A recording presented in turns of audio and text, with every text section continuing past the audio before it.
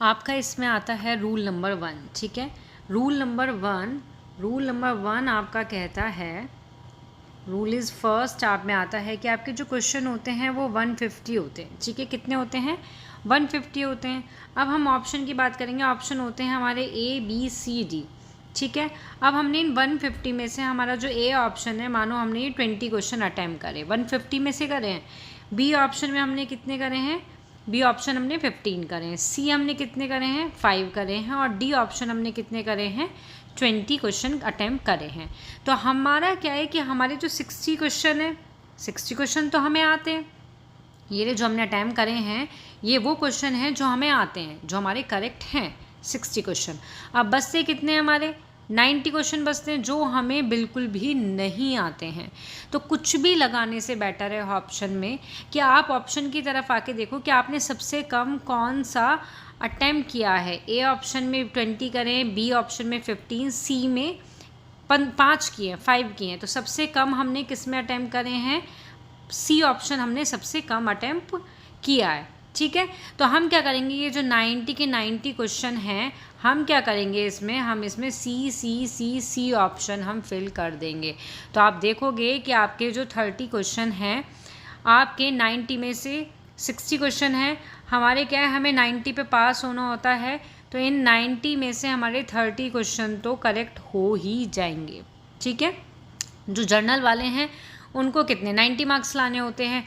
तो 60 में के 90 मार्क्स लाने के लिए हमारे कितने बचे? 30 नंबर बचे। तो ये सी ऑप्शन करने से ही आपके 30 नंबर आ सकते हैं।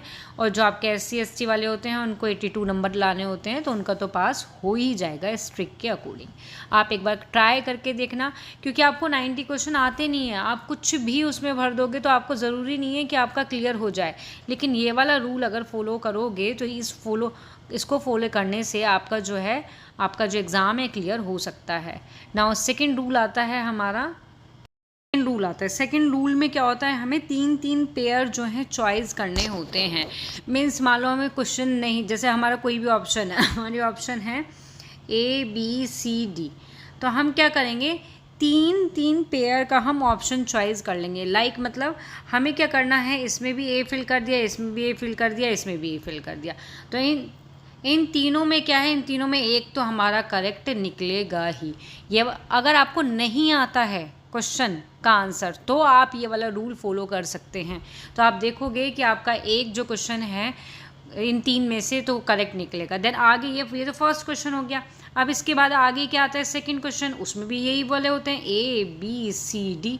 देन इसमें भी आपको क्या करना है, इसमें भी आपको यही रूल फॉलो करना है, A। तो आपको 3 का पेयर लेके चलना है, इससे आपका एक क्वेश्चन तो करेक्ट निकल जाएगा। कुछ ना निकलने से बेटर है कि आपने कुछ भी लगा दिया, A ऑप्शन लगा दिया, B ऑप्शन लगा दिया, वो ना लगाने से बेटर है पेयर में लगाओ, ठीक है। अगर नहीं आता आपको बिल्कुल भी, तो आपको एक नंबर तो मिल ही जाएगा वहाँ से। तो इस तरीके से आपके एग्ज़ाम क्लियर होने के, पासिंग मार्क्स लाने के चांसेस बढ़ जाते हैं। ये वाला रूल जो है, ये ट्रिक जो है, इसको फॉलो करके देखना, आप 100% जो है आपके पासिंग मार्क्स आ जाएंगे। Thank you.